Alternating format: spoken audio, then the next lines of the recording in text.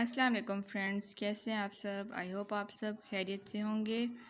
ये footage social media पे सामने आई है। सदफ़ नईम जब इमरान खान के कंटेनर के साथ भाग रही थी, ये उनकी रिसेंट फुटेज सामने आई है।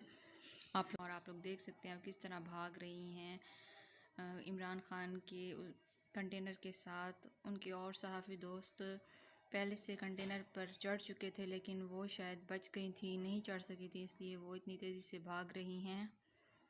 और ये उनके जाँ बहक होने के हादसे से 40 मिनट पहले की फुटेज है, आप लोग देख सकते हैं।